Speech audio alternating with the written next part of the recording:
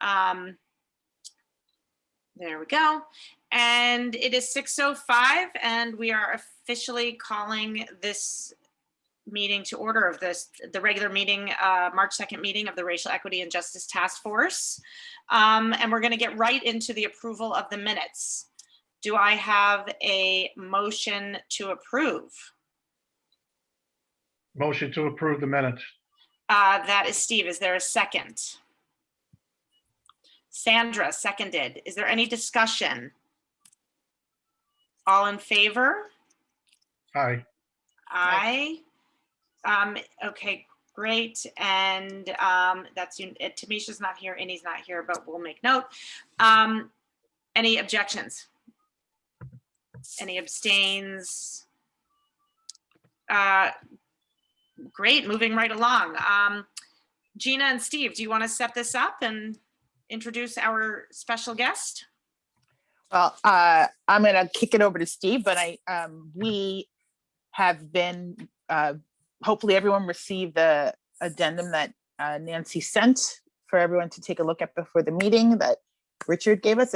And so we are tonight going to be talking a little bit more about the conversation we started last time about CCM, and Richard's here to give us some insight about the work that they do. But Steve, do you want to give us more of an introduction to Steve? I don't have your bio, Steve.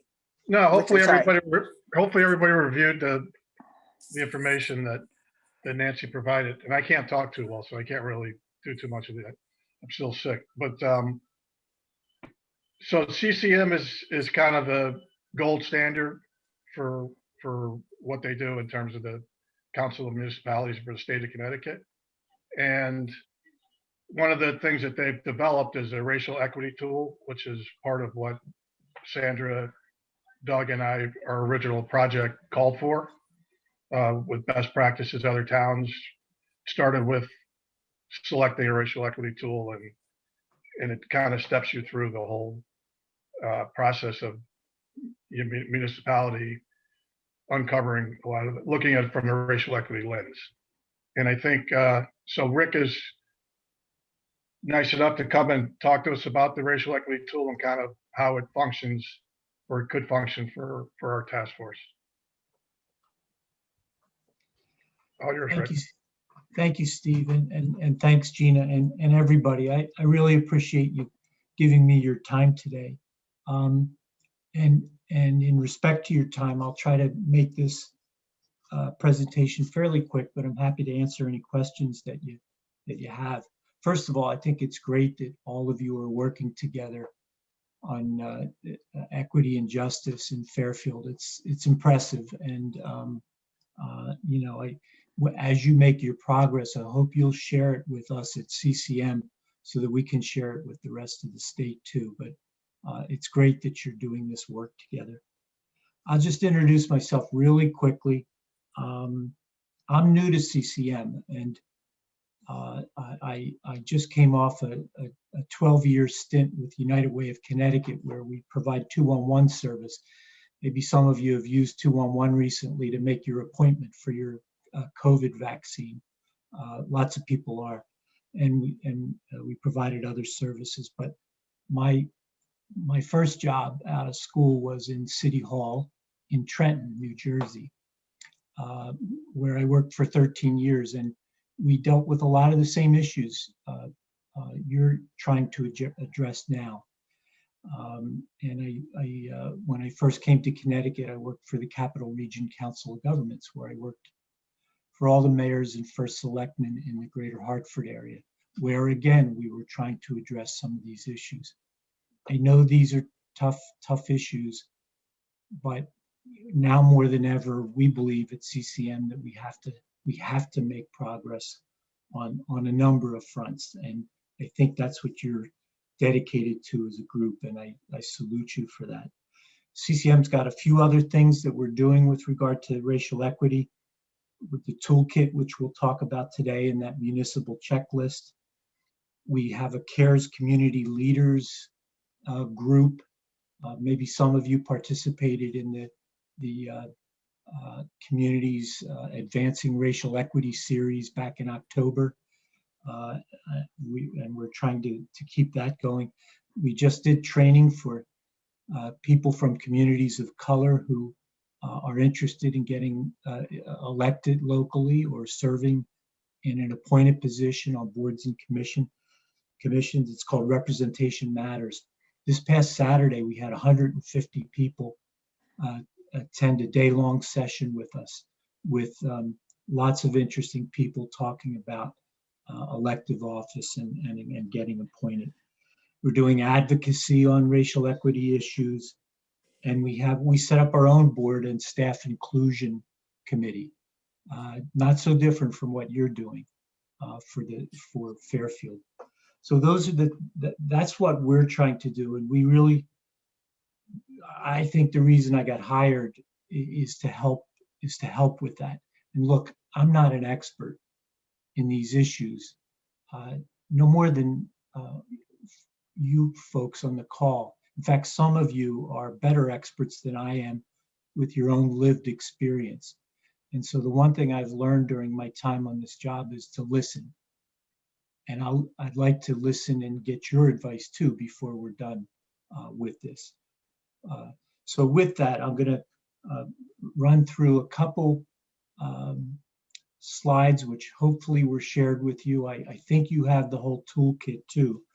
But if you have the toolkit and or the slides, it's I believe it's page 5 and 6 of the toolkit. I'm going to talk about the introduction. Will you be able to share it? Does someone have it? Do you have it? If you have it accessible on your computer, or Steve, would you be able to share it with the group? What, you want those three slides? Yes, please, Yeah, Steve. we all have it. Okay. I think it'd be great because there are some members of the community on this call that don't have access to it. And if you have it easily accessible to pull it up, otherwise. Easy How's for that? you to say. All right, there we go. Thank you. Is that okay? Perfect. Perfect. Thank you.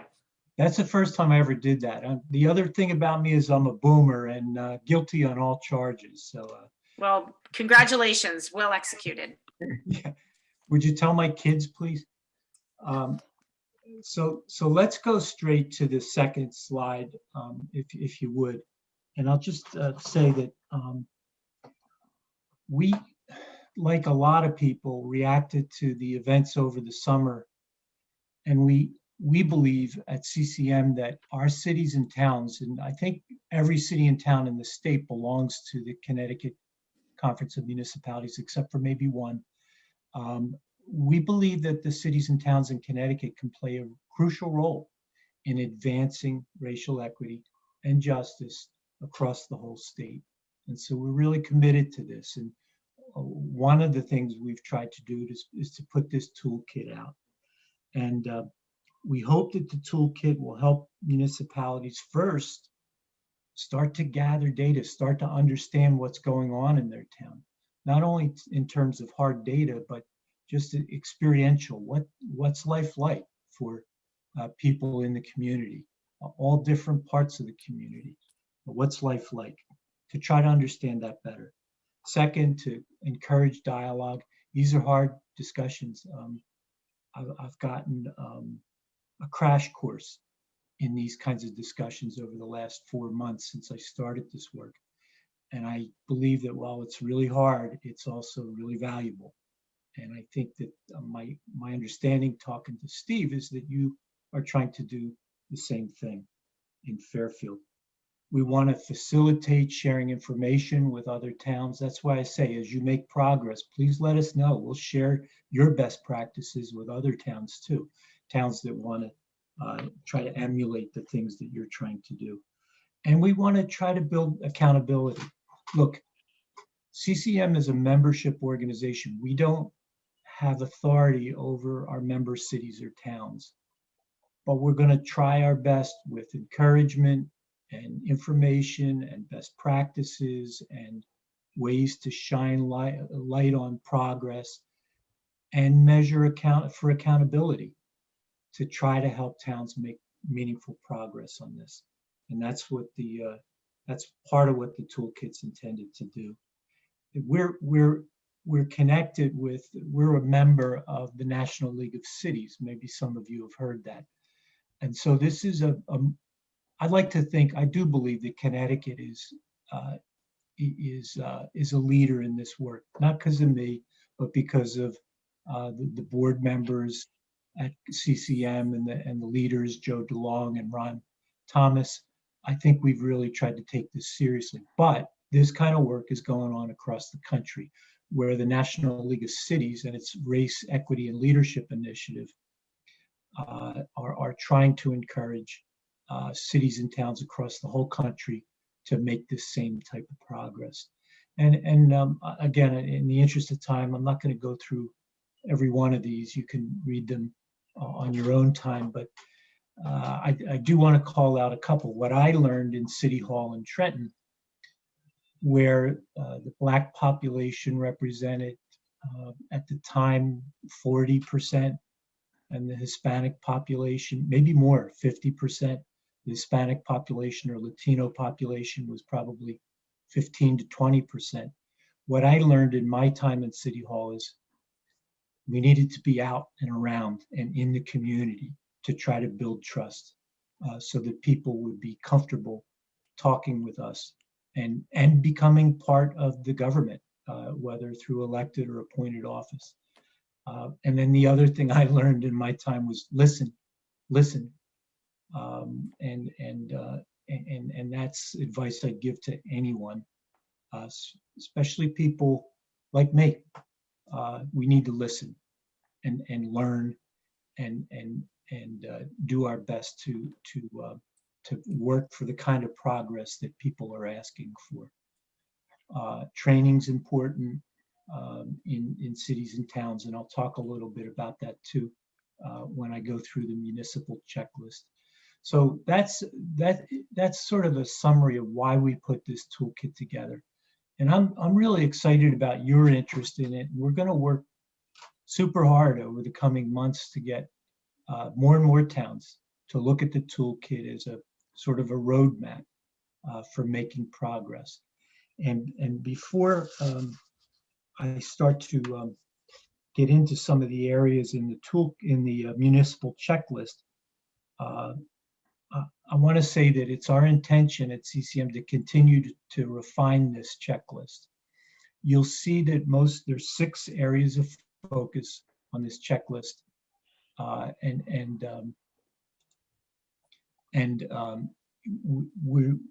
it's mostly internally focused in terms of how a government functions, how a local government functions. But over time, we know, talking to community leaders, especially from communities of color, that there are issues like housing and jobs and education and public safety, which are at the heart of what they ask for, they hope for in terms of progress towards racial equity. And you'll see in this checklist that those aren't explicitly mentioned. That's not because we don't think they're important, but we wanted to start by asking municipalities to look inward so that they had the leadership and the infrastructure and the publicly stated commitment and the means to start to work towards more progress on racial equity. Before I jump into this checklist, and again, I promise I'm not going to go through it point by point. Are there any questions or clarifications anyone needs? I'll encourage everybody to write their questions in the chat, and then Gina and I can call on everybody. And just so the community knows, and thank you for pausing, Richard, for questions. But if you could type your questions in the chat or acknowledge that you have a question, then Gina and I can call on you and try to keep some semblance of order here. And then I would just say that we'll go to the task force members first and then to members of the community. Okay. Thanks. Thank you, Nancy. Thank you, Gina. Just, stop me if there is a question that needs to be answered right away. I'm happy to do that. So if you look at the checklist, it's organized into 6 different areas. The first one is organizational commitment. And what we tried to do with the checklist, by the way, you have the toolkit, it's like 80 or 90 pages, and there are lots of resources in there. what we tried to do with the checklist is put a link under each action step, which could take you straight to the part of the toolkit where best practice or resource is. So I would encourage you to use that. I have to be honest, I checked it earlier today to get ready for this meeting this evening, and the links weren't working the way they were supposed to. I was told that they were fixed, but if you have any trouble, let me know. And I probably can't do it tonight, but I'd be happy to follow up with you. When this works the way it should, you can hit the go-to resource button, and you'll go straight to the part of the toolkit where there are examples of best practices for you. So again, I'm not going to go through every single one of these because I want to leave time for discussion too, but I will touch on a couple things. A lot of towns across the country, also across Connecticut, have already adopted proclamations or resolutions. I think I heard that Fairfield did too. Is that true, Nancy?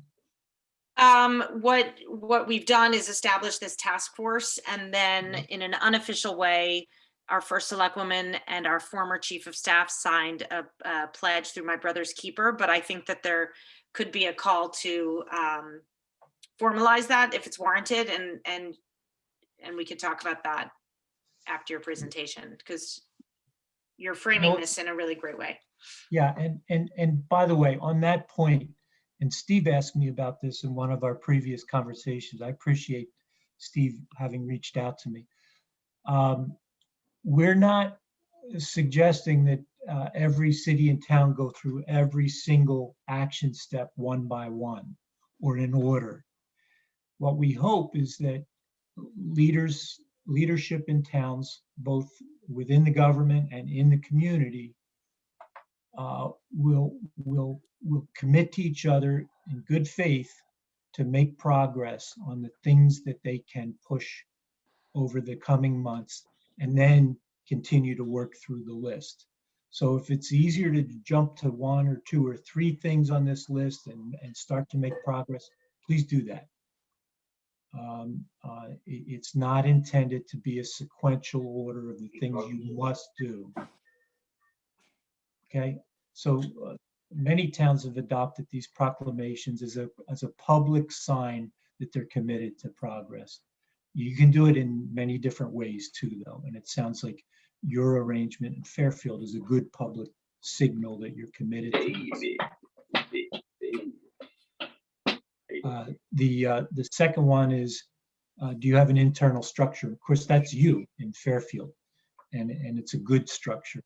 Under the race equity policies and practices, do you have a racial equity policy? We have a few examples of them in the toolkit. We hope you'll take a look at it and adapt, and maybe if everyone agrees, adapt them to what would work best in Fairfield.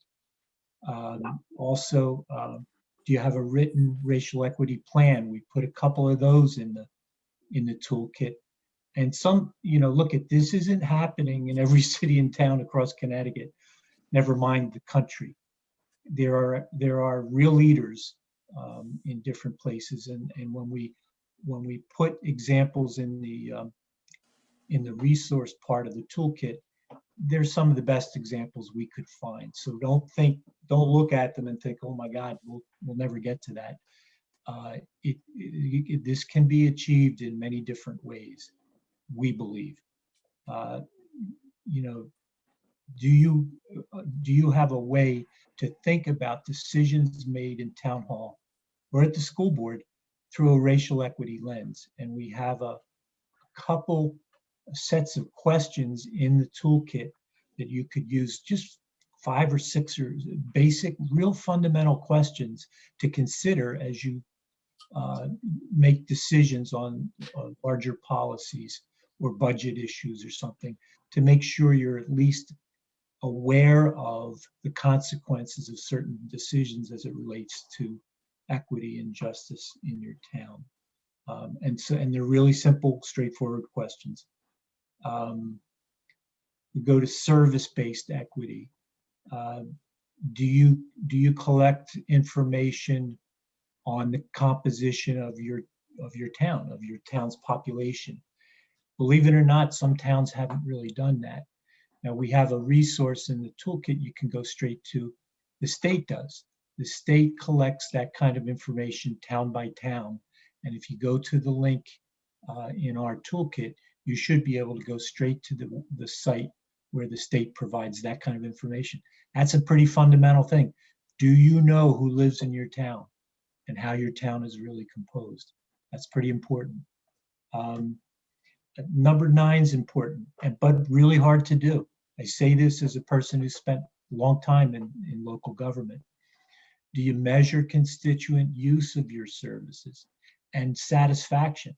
Some towns, more towns recently, are doing satisfaction surveys. Not easy to do. But if you are doing a satisfaction survey or any kind of measure of reaction to services provided, is it segmented by race and ethnicity? Can you try to understand whether services are perceived differently in different parts of the community? We're not trying to divide the community, yours or anyone else's. But what we're learning from across the country is, assuming there's goodwill in the leadership in a city or town, understanding how different people feel about the services you provide can help inform good work together towards a more equitable community. Workforce composition is crucial. Do you collect and review data on the racial and ethnic and linguistic makeup of your workforce? I'm proud to say at my last job at United Way, where we ran 211 and Care for Kids and other things, more than half of our employees were Black or Latino. Really proud of that. However, we would do annual reports on that. And when we looked at who was in leadership positions in our organization, there wasn't enough diversity in the leadership in our organization. Another aspect of diversity that it's a good thing to think about and look at and be aware of. Do you have written procedures of formal commitment in writing to increase recruitment and retention and promotion of people of color? Really important. Do you have a committee or a position dedicated to promoting workforce diversity? In a lot of organizations, cities, towns, organizations generally, it's the HR director. That's perfectly fine as long as the leadership in that city or town is also fully committed to progress on diversity within the workforce. Hopefully, at a minimum, it would look, the people who work for your city or town would look like the people who live in your city or town in terms of composition.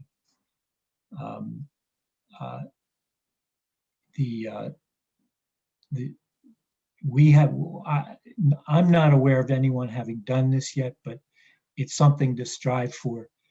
Sometimes in some places, even performance appraisals will include some measure, especially for leadership positions, some measure on progress on racial equity goals. That's asking a lot, to be really honest with you. And again, it's up to every city and town, but it is a way to ensure that people are truly committed, especially people in leadership positions. The community collaboration is crucial. Again, that's something I learned in my time in City Hall in Trenton. It was crucial to spend a lot of time in different parts of our community so that when something went wrong, which it often does in the life of a community, you knew that you could turn to people, leaders in the community that you could work with, and who would hopefully trust you as a representative of the town government as well. It's crucial. It's really crucial. And then I'll finish up on the budget and contracting practices. I started out in my stint in City Hall as a budget officer. And I came to understand that, I didn't know this as a young guy out of college, but many of the budget decisions we made had a direct impact on issues related to how different parts of the community are served or not served. And so it's important, I believe, we believe, to also put together a process that could allow budget decisions to be viewed through a racial equity lens. Are you investing in street repair in all parts of the community? How's the street lighting in different parts of the community? Is it comparable from one place to another? Never mind the schools. Now, I work for the municipalities, not the schools, but I served on the school board in Trenton too. And that was a key part of our work as we thought about how to try to be advance equity and justice in our town. And then, with regard to procurement, there have been these kinds of policies around for a long time, minority women and small business policies for procurement and contracting. But what I've seen in the last 6 months is a recommitment to thinking about how cities and towns do procurement with an eye towards trying to allow more access. And even when a contract is awarded, to fashion a contract in a way that fulfills your fiduciary responsibility to your taxpayers, but also takes into account what small startup businesses struggle with as they work to fulfill their obligations under a contract. Can that be a consideration for different types of services in town? So I think I'm going to stop there and answer any questions you might have if you do. And again, thank you for your time, Nancy and Gina and Steve and everyone. Thank you.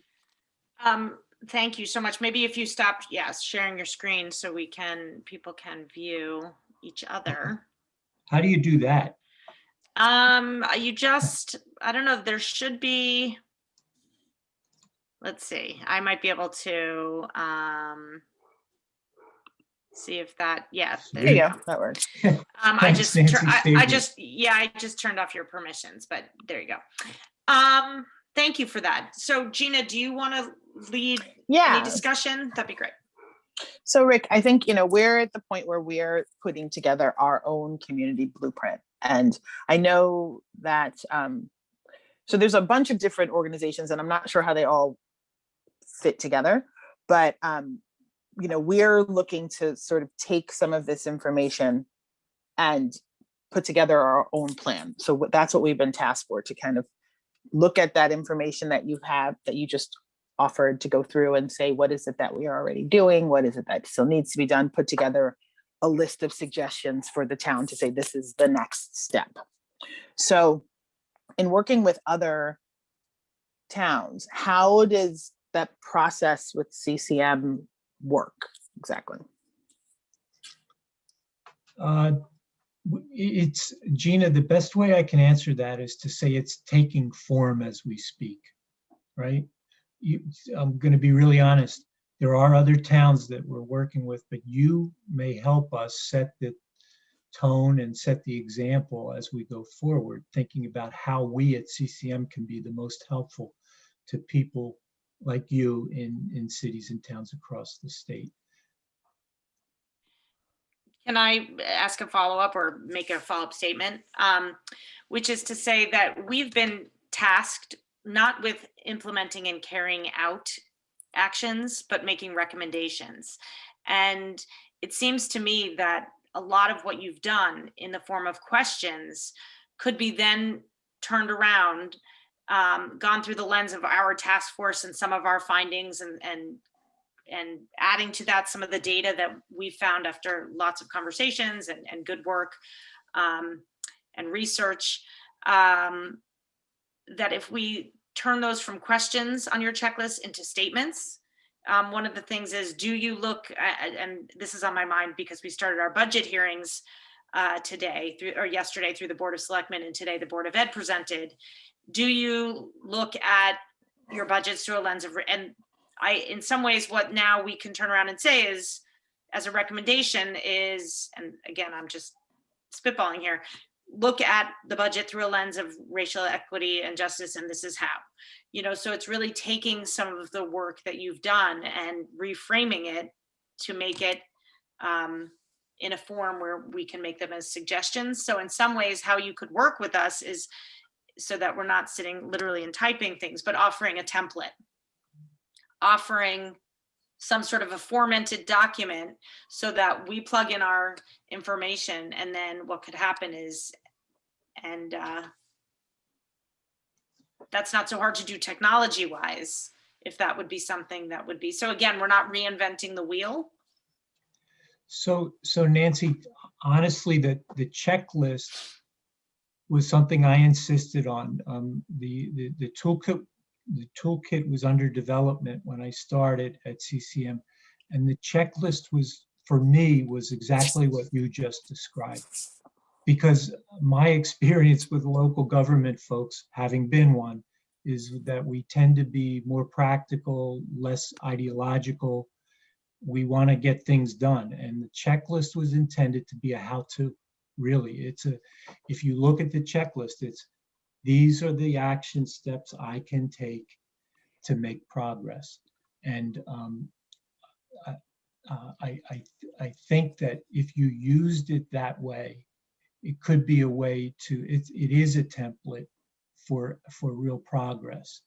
When leaders in your town ask for specifics, that template also refers you right to, for example, the racial equity lens questions, or what an action plan looks like. Right. And so it's almost like the outline, and then we get to flesh it out through the links that you give. And for instance, one of the main takeaways, if it's going to be effective, is to have a group that is tasked long-term, that is, baked into whatever is agreed on. Because again, this temporary task force, we're not charged with actually doing the work. So first and foremost has to be the recommendation that someone is there to implement it. Douglas, did you want to ask a question? Just simply, thank you, Rick, for the presentation. Do you have, I know the checklist can be adapted as a sort of self-assessment checklist. Yes. Just curious if other towns sort of done that, and do we have any summaries of their results? I'm just curious. It's a good question, Doug. I'd like to do a survey of all the cities and towns. Voluntary, of course. All the work we do on behalf of the cities and towns is voluntary. Where one set of questions is really that template that Nancy's talking about. Have you done this? Have you done this? Have you done this? Have you done this? But we haven't put that out yet. The toolkit is a couple months old now, month and a half, 2 months old. And we've been focused on the Representation Matters training, which we finished last Saturday for elected and appointed office. And now we have to turn our attention to how best to leverage the toolkit and the checklist in just the way you and Nancy are talking about. What kinds of things could we do? And again, because we're not over the cities and towns, our best bet is to try to encourage progress by holding up great examples, by helping towns keep track of their progress, and then sharing it across the state. Maybe even doing something like Sustainable Connecticut does. I don't know if any of you are familiar with it, but they give out certificates and they give out formal recognition. Funny you should mention it. That's next on our agenda. Emma Kay is here, and so is Sean. We'll be following up with that right after you're done talking. Yeah, I mean, it's a great system that Sustainable Connecticut has. And could we figure out how to do something similar, which recognizes progress in cities and towns? So Doug, that's the way we're thinking at this point. I do think that we, sorry, Gina, go ahead. So, Oh, no, go ahead. I had a question, but you finish. I mean, I think we've had some lane issues, but this feels like this is clearly in our lane to be able to go to the town and say, let's do a diagnostic with this checklist and see where we sort of stack up. And I think that will open up a whole range of topics for us to get into or to elaborate on. If I can get clearance to go ahead with some sort of survey of the cities and towns, it'll do the same thing, Doug. It'll ask every town to do the same self-assessment. Have you done this? Where do you stand? And it allows us to create a baseline too, so that towns can mark progress as they achieve different steps along the way. So And yeah, in some ways, just piggyback off Douglas, what you just said, that we can do the checklist as a group exercise to feel where we've answered some of those questions, because some of them we may feel we've tackled through our deep listening projects. And, we can share that, and then it becomes, again, the next step of what we recommend based on what we found. So you've given us great information. Sorry, Gina, I didn't mean to cut you off. So the question that I had is, because I think it has come up, we've been looking through these other towns' blueprints, and it's been like this is bigger, this is smaller, this is far away, this is in Connecticut, this is not Connecticut.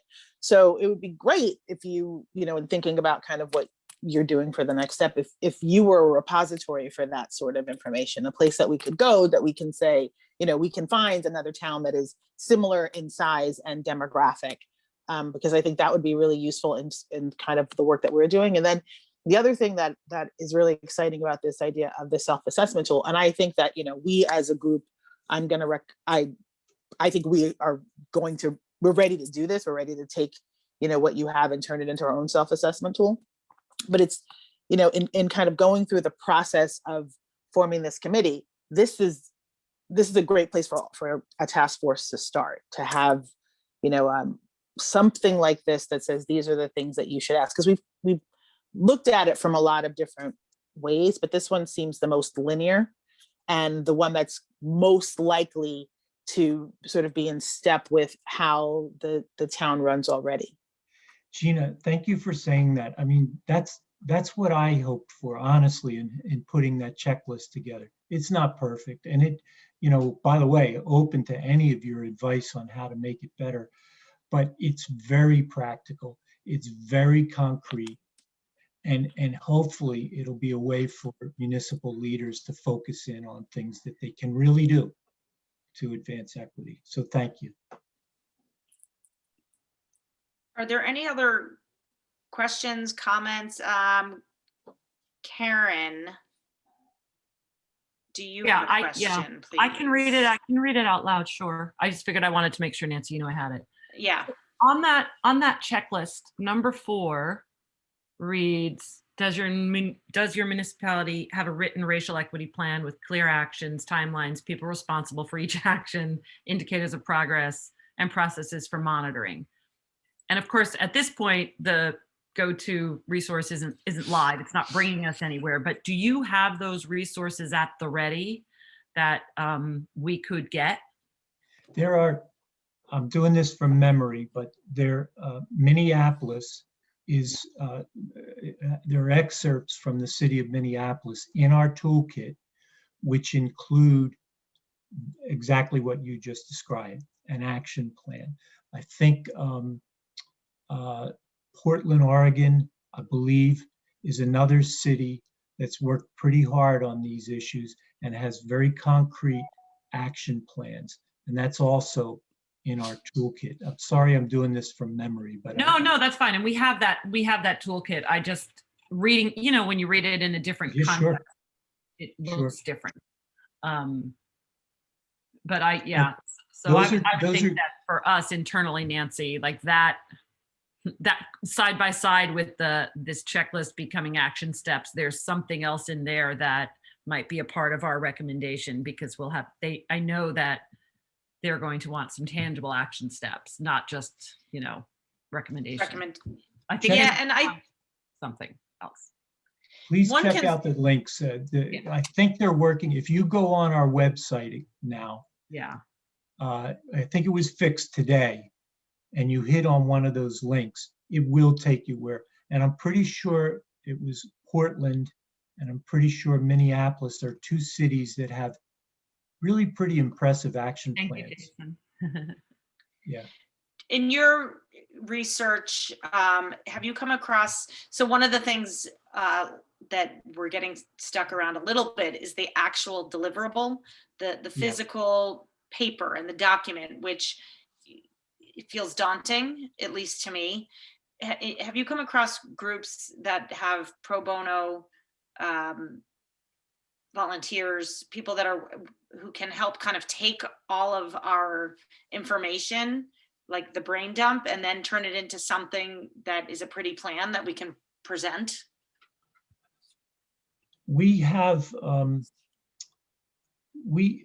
still learning some of this myself, but Yeah. we have some consultants who specialize, so does Sustainable Connecticut, by the way, have some consultants who specialize in helping municipalities with equity related work. And we have a couple as well, who, if you were interested, we could share information on how to contact them and see if they might be able to help you out. Matter of fact, we're probably going to hire one to help us do our own staff survey, internal survey, for the same reason that you might use a consultant like that. So if you want that, please let me know and I'll try to get you a couple names. Yeah, we should discuss that as a group, and Aaron and Sean as just for the parking lot. I think that's something, we could talk about if there are resources like we talked about over the weekend. Maybe that's a good use of them to help us shape it. Anybody else on the task force have a comment, a question? Anyone? Can I just say, can Yeah. I say one other thing, Nancy? I said it at the beginning, but I think it bears repeating. Some of you will look at that checklist and say, well, where's work related to housing? Where's work related to education? Where's the work related to public safety?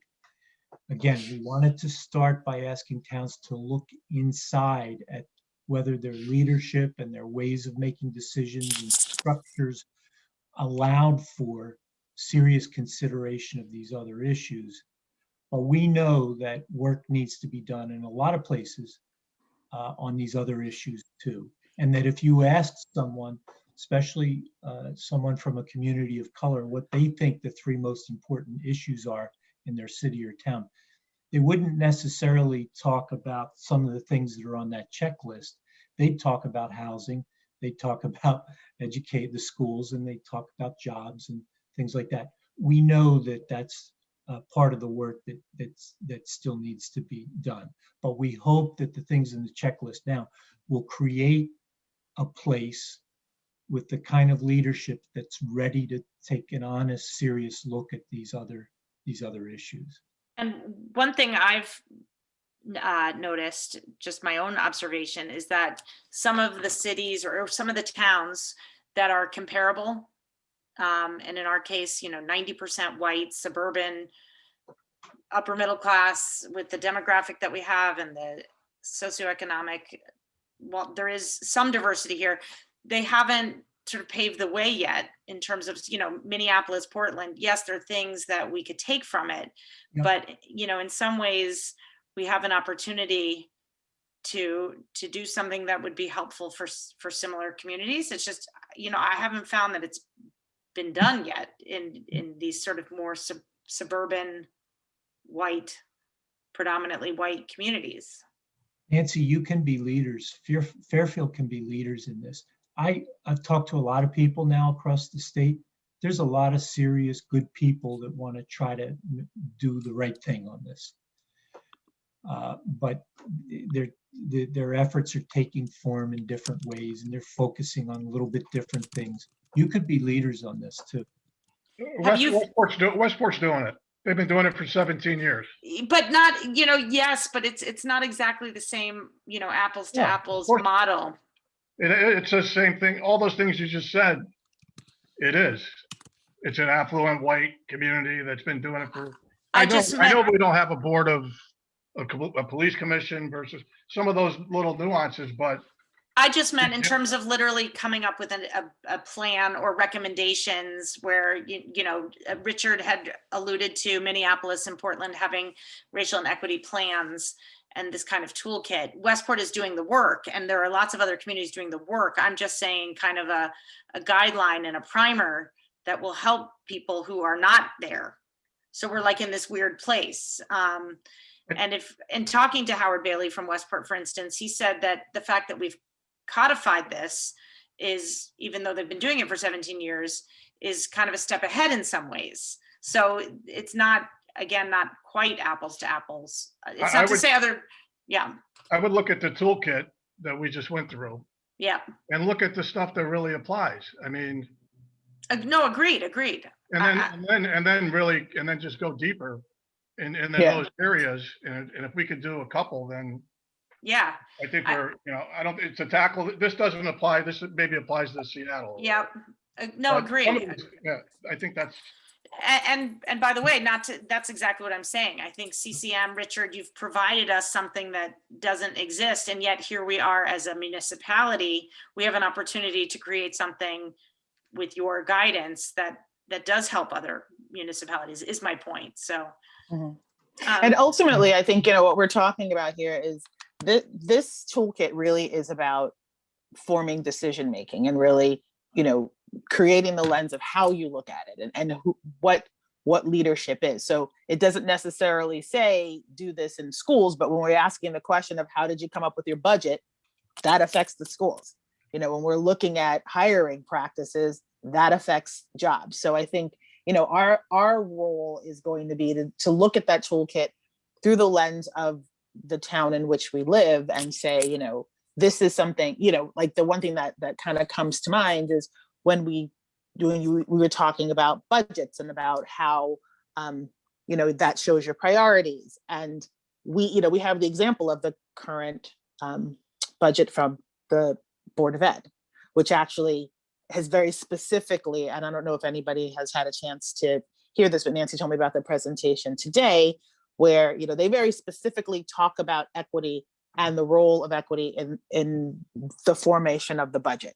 So what we have at our disposal now is an example of how a budget was created through an equity lens that we can say, this is a model that all departments in town can use because this department in this town did this and it worked for them.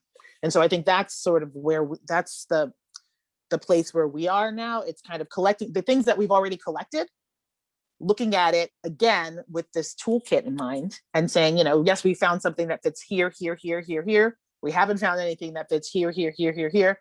So, and, so step one is, this is what we found already. This is what should happen. And this is what we need to do. And kind of that 3 sort of phase thing. And this toolkit gives us just a really nice frame for where we go next. Because I think this is the basis of the blueprint that we've been talking about all along. And starting very specifically with the checklist to figure out how deep the toolkit goes. And maybe that's a good homework assignment to have people really dive into the checklist and come back prepared next time to have a discussion on what's resonant and relevant and what is not relevant and resonant for Fairfield. Any task force members have anything to say? Comments, like anyone from the public? And if I can't see you, just, all right, well, with that, Richard, is there anything you want to leave us with? And you're welcome to stay on. I'm just, aware of your time, so. Thanks, Nancy, and everyone. Honestly, I really appreciate the chance to do this, and I wish you the best of luck. And if there are ways that I and CCM can help as you move forward, let us know. And if you have advice for us based on what you're learning in Fairfield about how we could do better across cities and towns, please tell us. Or if you have new best practices, or you find other models that aren't in our toolkit but are better than what we have, we're open to all that kind of feedback. Great. Yeah. Yes. Becky has a question. Hi, Richard. I missed the beginning part of your presentation, so I apologize. But your toolkit, how does that compare to the Sustainable Connecticut equity training? We've met with Sustainable Connecticut's leadership a couple times around these issues, because we're a very big supporter of Sustainable Connecticut. And so I believe, and I think they would say too, that our toolkit is complementary to the work that they're doing. Their focus, as I understand it, is on equity-related issues on specific items in their master plan for action. And ours is focused more on governance and budgeting and composition of leadership and so forth in local government.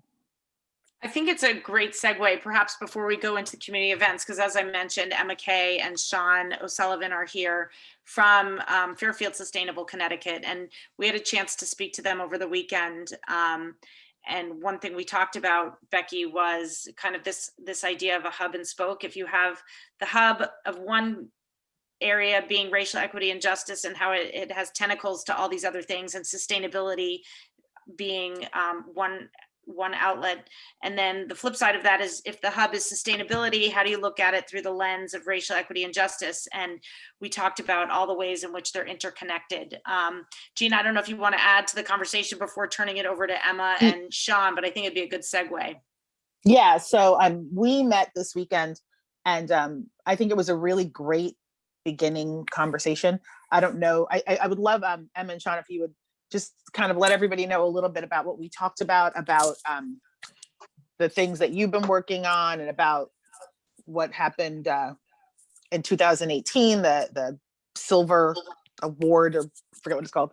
But so essentially what came to light is that Fairfield, sorry, I'm getting feedback for myself. The Sustainability Committee also has a racial, they have an equity mandate. Is that correct, Emma? And so they've been working on it as a separate project. They've been working on it as a separate project. Right, which is very new. We just formed an equity subcommittee to make sure that our Sustainable Fairfield Task Force has an action plan that's broken up into different categories. Is it me that's You're echoing? Yeah. Do you want to sort of log off and then try again? I'll let I think you it's, hold on, let me mute. try that. Am I still echoing? No, you're perfect. Okay. And maybe if you could just introduce yourself to the group. Yeah, sorry. I'm Emma Kay. I'm a member of the Sustainable Fairfield Task Force. Sean is here also from our group, and Becky is also in the same group. And we're all in the same subcommittee as well. So the Sustainable Fairfield Task Force, if you're not familiar, you could check out our action plan, which is at sustainablefairfield.org. We've basically broken up our goals into modules, we call them. So for example, air quality, food, transportation, energy efficiency. And recently we formed an equity subcommittee to make sure that equity is embedded into each of those categories that we're working on. So we're new, we're still figuring out how to do that and where we should focus our efforts, et cetera, et cetera. One thing that we're working on, as Richard brought up, is the Sustainable Connecticut certification. We did it a couple years ago. That was before I was part of the group, but they got the silver certification. Basically, you need to document the work that you're doing, and they have 10 or 12 categories. You have to do something in each category and then document it correctly. One of those categories is equity, and the equity category requires you to look at your other categories through an equity lens. So that's what we're working on now. And in doing that process, there's a couple opportunities I think we wanted to bring to everyone's attention. One is a equity training that Sustainable Connecticut holds, that anybody in the town can sign it up for it on sustainableCT.org. There's equity coaching, which is town specific. And I think Gina and I maybe will work together on setting that up. And then there's funding opportunities. So they have a matching program. So if we get 10 donors or you get 10 donors, they'll match that dollar for dollar.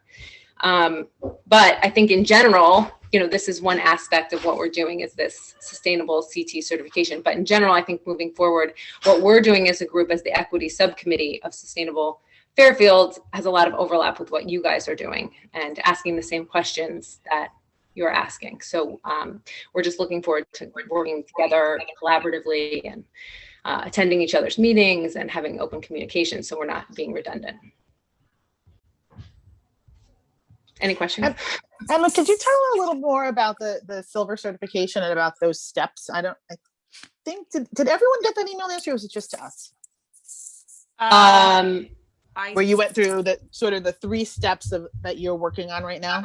Yeah, so those I three- think so I the- added it as backup. Did everybody get that as part of the backup? So the backup, so I think there's 2 different things. So the backup that you sent is actually part of what we submitted back in 2018. So that's kind of an example of one category of sustainable CT, what you need to submit to get these certifications. So it's a point system. So let's say category 1 is equity. You get a certain amount of points for each equity action that you complete and you document correctly, and then you send to them. So the backup was, I think, what we did in 2018 to document our equity work back then. The 3 item list that we sent you, Gina, is the 3 opportunities that they're offering us through the certification program. So the training is something we have to do, and a lot of our members are going to attend. We need to get people from town hall to attend, but we would welcome anyone from the community to attend because I think it will be interesting. So we get points for attending that workshop, which is great. And also hopefully we learn something. And then the coaching, I'm not sure if the coaching gives us any points or it's just beneficial for us. And then this funding also, I don't think it gets us points in this certification process. It's just a useful tool for us that we could use through Sustainable CT if there's something that your group or our group needs funding for. Does that make sense? Can I ask you a structural question about you guys? Because I just said this and I may not be telling the truth. Is Sustainable Fairfield, your group, is it part of the larger Connecticut organization? So you're kind of like how does the structure of it work? Because you're not quite a task force in the same way we are. We are. We are. Task force. We're a task force just like you are. But then so the website, the Sustainable Connecticut, is really its own. How does that feed into what you guys are doing? We are just participating in their certification process. Okay. So it's just, they are sustainableCT.org and our website happens to be similar. It's unrelated. Okay. And the website your website you just made on your own. Yes, we have a few members that worked on that. Yeah. And Becky and Sean were there when it was made. So maybe they have something to say that I don't, because I wasn't actually there when the website was created.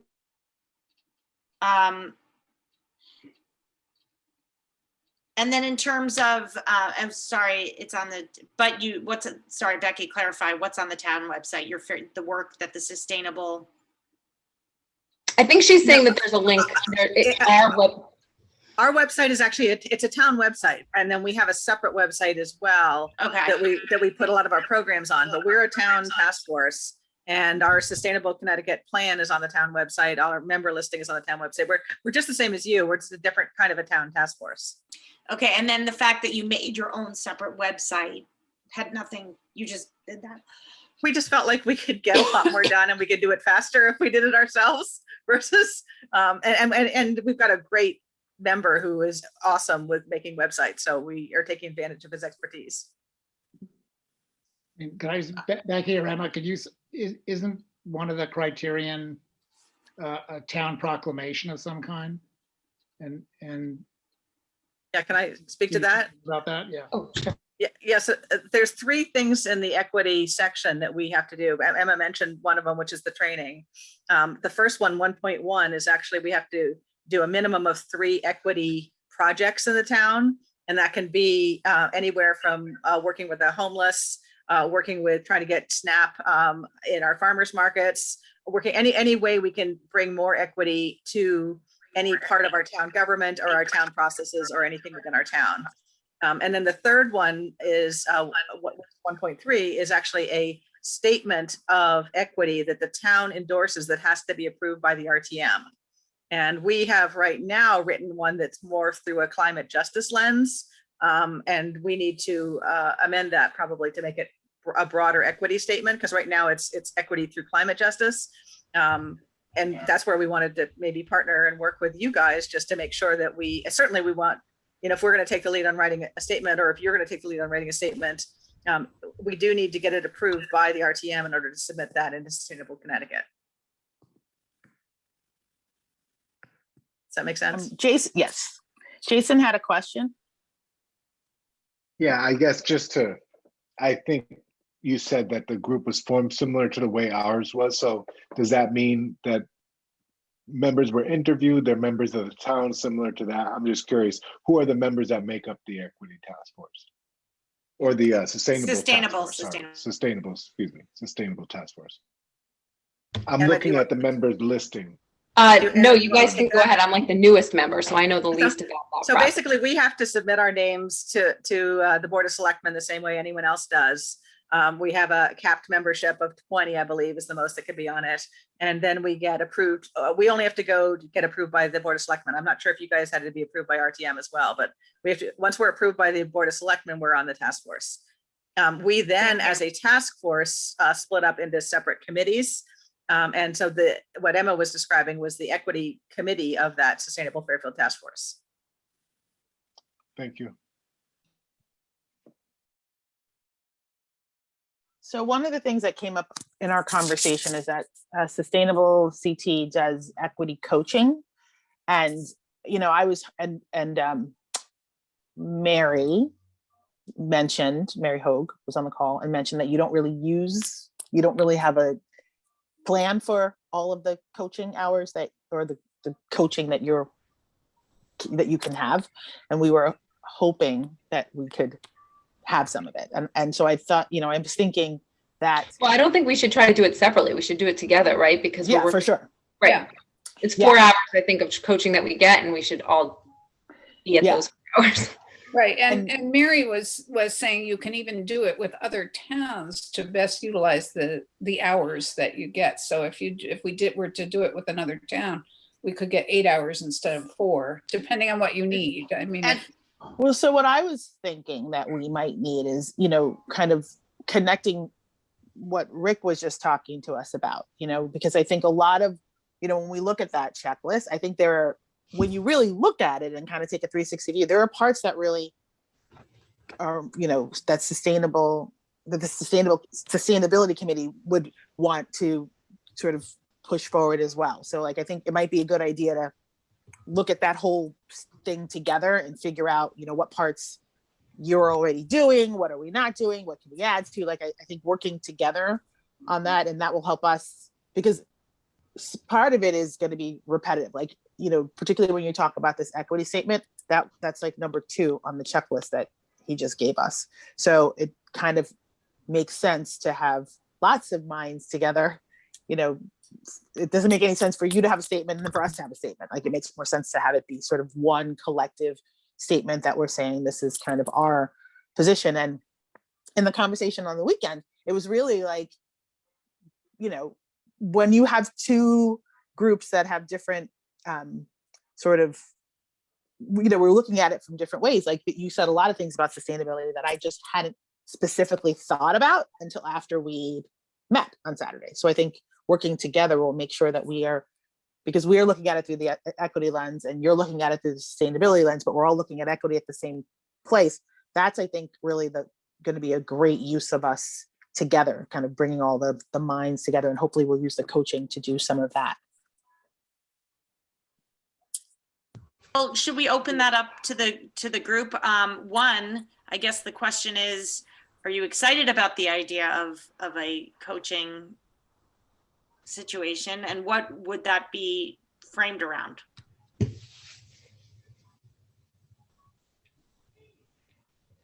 Wow, you guys are overwhelming me with your responses. Woo! Okay, let's start with this. Do we think it's a good idea? Okay, so given that there is a majority of people who think that, is it in specifically, I mean, Gina, do you want to toss out ideas on what that might look like? Is it specifically guided towards how to come up with a blueprint? I mean, so in terms of like what I think next steps are, so we've got this, you know, checklist that Rick just gave us from CCM. I think we divide and conquer it again. You know, we kind of already talked about sort of breaking down, looking at the specific pieces of it. And maybe we can set up a meeting with the, with Sustainable CT and the Sustainability Committee and us to kind of set the plan for what we're going to do, you know, how to use the coach, how to best use the coaching. Because I think what Mary said was, because you can ask them to do whatever you like, we should just ask them what we would like them to do. And so for me, I think one of the questions, the thing that you brought up, Nancy, was like, what does this blueprint actually look like? Like, what are the steps and how does it get together? I Yeah. think that's a great question for the coaches. You know, I think a great question is, you know, do we have enough data to kind of move forward the way we're Yeah. doing it? You know, I think there's some specific questions that we can ask. So I'd like to suggest that we just put a, you know, It's like the idea of from idea to implementation. right. What's the road there? Yeah. Yeah, So I I think that's it.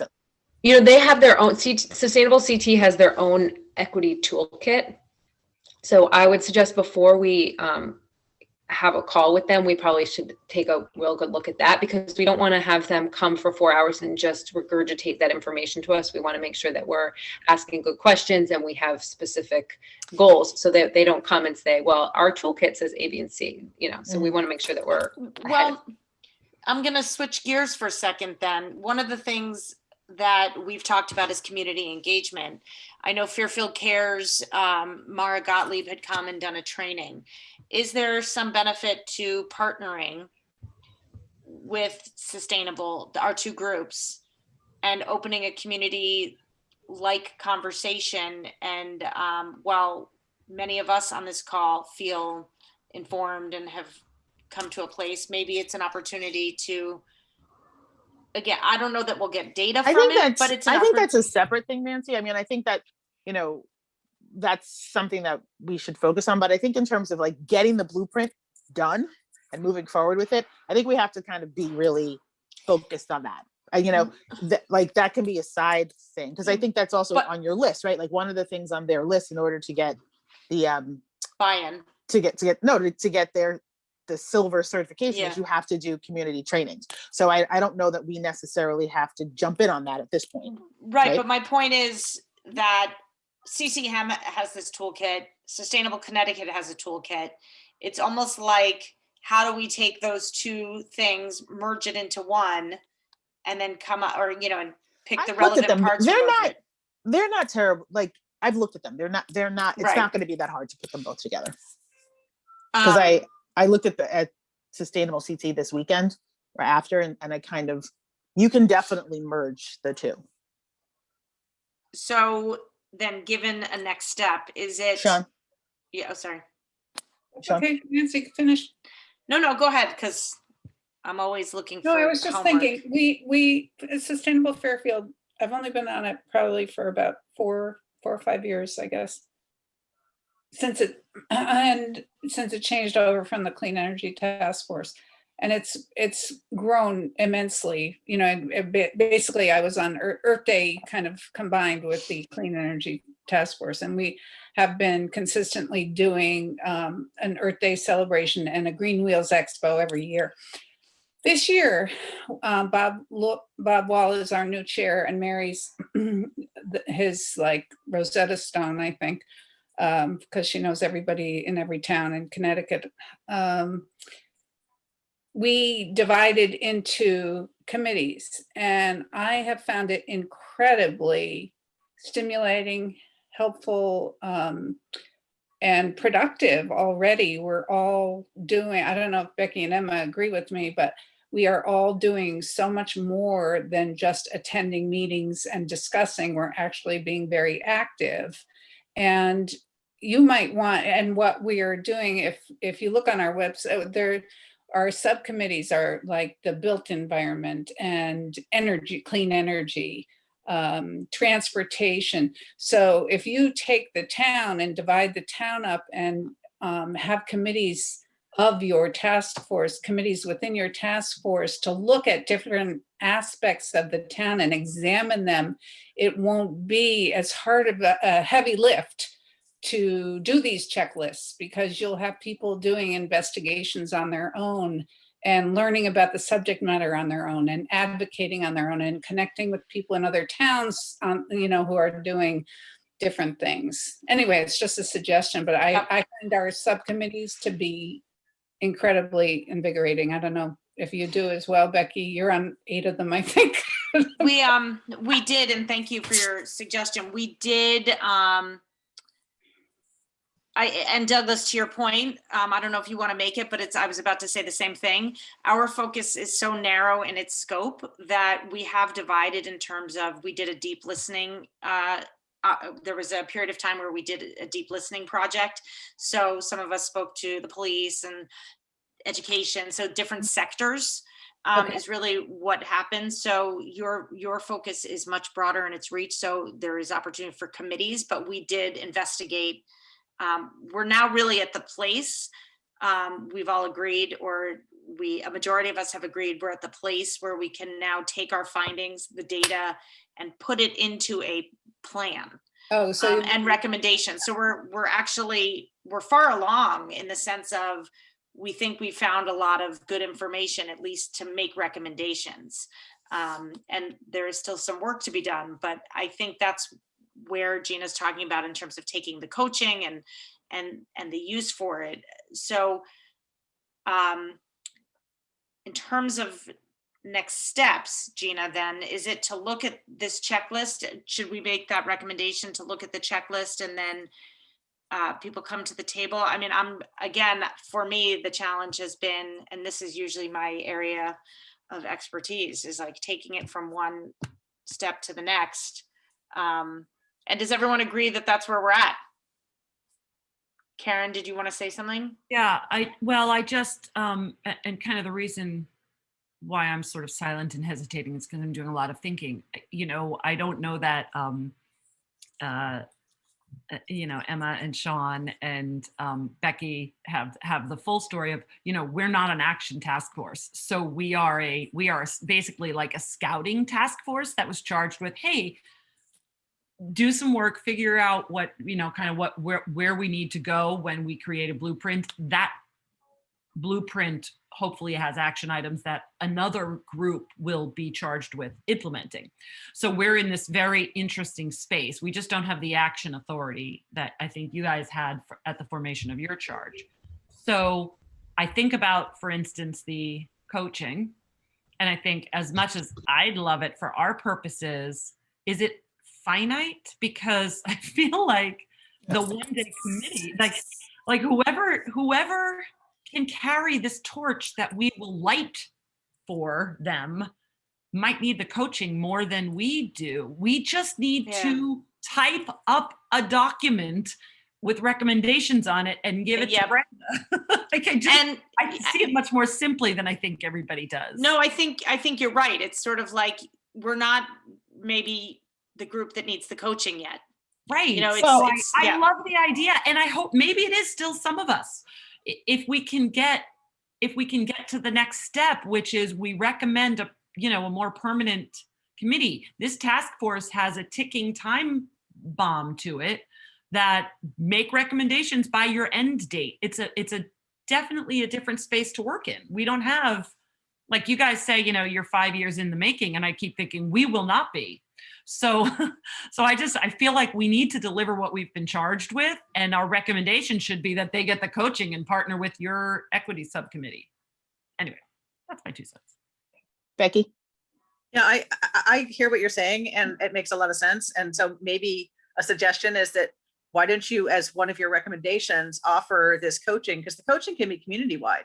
You can do coaching at high schools or on, Zoom or whatever. I mean, it doesn't need to be for the new task force. It can be however you guys want to use it. I mean, Emma and Sean, correct me if I'm overstating, but I'm comfortable giving the 4 hours of coaching to this group, instead of, and just having you guys have it as an asset that you can recommend to Brenda that some sort of coaching be done in the town, whether it's town employees, whatever it is. You've got 4 hours free of expertise coaching here.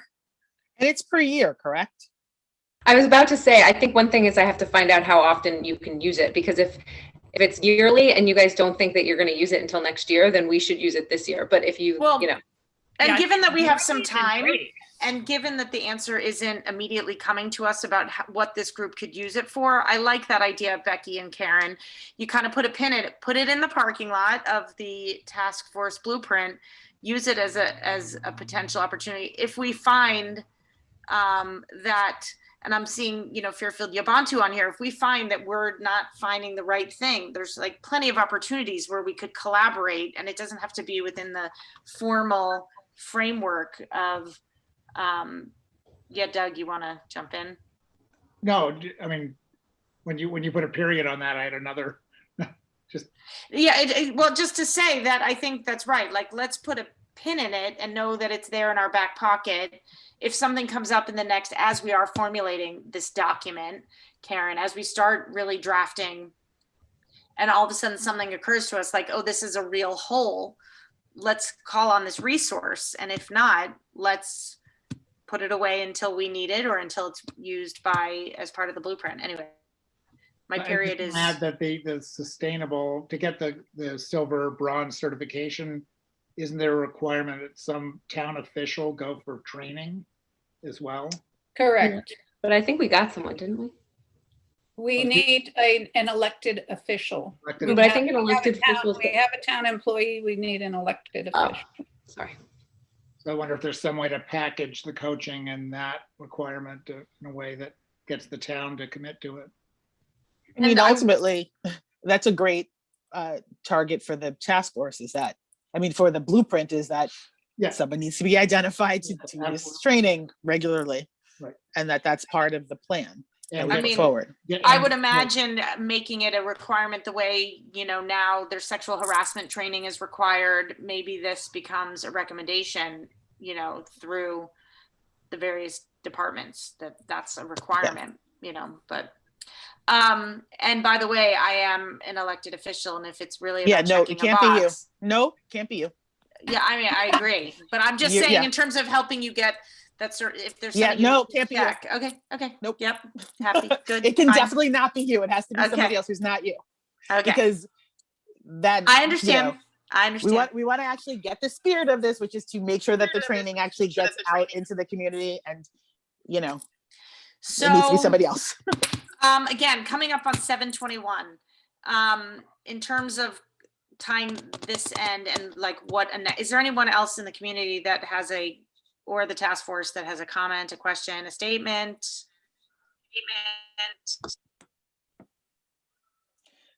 Becky, go Becky. ahead.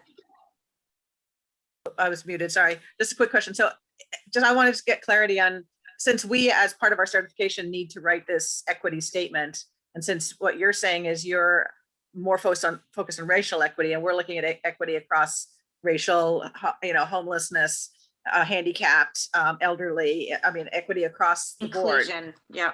Yeah, do you want us to take the lead in writing the statement and then make sure that you guys have a chance to review it? Would that be the process that you'd feel comfortable with? I think that racial equity as a sort of an overview, generally, like if you can hit racial equity, you're going to hit the rest for the most part. Like they don't really exist in sort of separate orbits. It's kind of all the same. So I would love to be involved with that if that's. And again, we have to be careful here because as a task force, we're really not charged as an authority. We're charged as a recommender. Not as an authority, Nancy, but I think in terms of like, we want to have a statement, and that is something we can just take the statement that they are putting together as part of our blueprint. So since it's going to exist already, it needs to be, we're collecting what already exists in that way. And so I I'm would just say, yes, interested. take the lead, Becky, because that helps us to the point I was saying though, is then we don't have to worry about our process, that if you bring us something to look at as a group, then we can talk about it as a group and make a collective decision.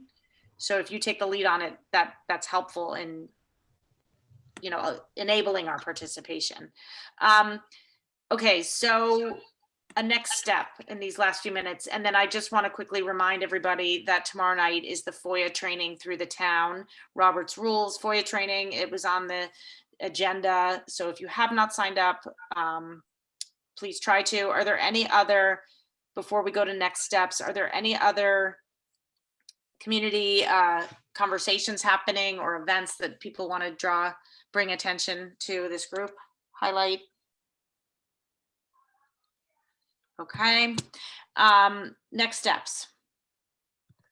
Again, I think I don't want to keep coming back to this place. I think we have agreed that starting to formulate the actual document could start with a real review of the checklist. And I'm going to make the recommendation that we take that checklist next week, and in 2 weeks when our next meeting is. I'm going to ask everybody, if you all agree, that we really take a look at it between now and then and come prepared to really figure out what's resonant from that checklist. Let's use that as a launching off point to start really formulating that written plan. If anyone else has another idea, if this idea is horrifying to people, speak up. Can we just go ahead and divide it? Because there are, what are they, 9? There were 9 sections, right? Can we just each take one section? And that way nobody has to do the whole thing? How do people feel about that? I think that I would encourage us all to really look at the checklist. And The thing is that the checklist all has that's a really huge document. The checklist is one cover page of it, but then, all the places where it says resource, there's all this backup documentation that has to be read too. So rather than having us all read the whole thing. Except for, in the broadest way, aren't we trying to identify if, it's a list of questions? I would feel like that's so what I mean is if there's question number 1, section number 1 that has 3 questions on it, and I'm looking at that, I can look at that, look up the backup documentation, and then figure out, is that something we need to address? I would argue that in order to have buy-in of this group collectively, we're not doing that deep dive until the next time. I would think it's important for us to all kind of just have the conversation about the questions and not do the deep dive. And we can divide the deep dive for the next time so that we're all feeling like we are able to answer yes or no. And I'm not making a singular decision about, for instance, the budget process.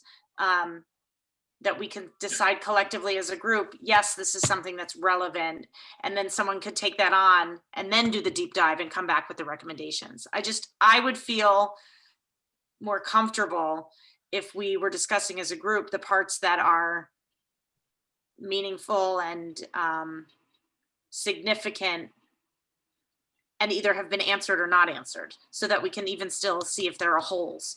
Because someone may strongly feel like, well, we haven't done enough in that arena, and then that answers that question. So I don't know if you as a group, Gina, if that changes your mind, but I would like the opportunity to really go through each one. And again, not the deep dive answer, but is this question resonant? I think we can do a cursory look and see what interests us and what are the things that we are seeing at the first look without spending the time with it. Because I agree with Gina, it's a lot of reading. Right. But to get an overall feeling that, okay, this is what they're looking at in each department and this is how they're looking at it. And then come back and say, okay, these are the things which I found interesting or did not pertain to us. And then, Gina, I love the idea that everyone taking just one, because then that I agree on that. Yeah. Yeah. So I guess maybe if we can all just agree that we'll go through it then and then come back with like your top 3 and then we'll divide. Because I really want to get the ball rolling. Go through it and everyone prioritize. Exactly. Informally, sort of what their ranked choices would be, and then come back to have that discussion. Because I think it's also an opportunity for us to explore as a group, like if someone really feels so far outside this is so not, that'll just be revealing. And I'd rather not make that decision for someone. I'd rather hear where we are collectively. And then the next time, okay. And so I think it doesn't take us too far off the track, and it just allows us to do this work collectively as a group. So if there are no objections, I'll send the checklist out. And what you do in your own time between now and then in terms of taking a deeper dive, looking at the resources and the suggestions is up to you. But at the very least, if you could really explore the top line checklist without diving deep, at the very least, to see what questions are the most relevant and resonant for you. Karen, since you also are in the like, what's the deliverable brain? Do you think that sounds good? 100%. I feel like if we, the 19 things on that, on the slides, which you already sent out to everybody, right? Everybody has that checklist. didn't Yeah, you? but I'll send it as a reminder. Yeah, because we have, but just so that everybody's clear, there's the larger PDF, which has the checklist in it. And then there's these 3 slides, which has the checklist in it. So I think what Gina's talking about is the larger PDF that has, and the links and all of that is supplement, but these 3 slides have it succinctly.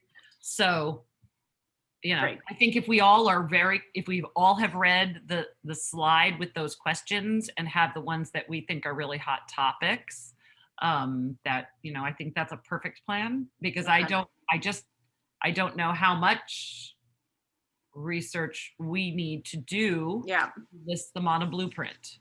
Yeah. And well, because we've also gained we have a lot of information in the work we've done to date. And work exists. So I think we've all discussed over the past several sessions that we don't need to reinvent the wheel. We need to put it in a format that's digestible as recommendations.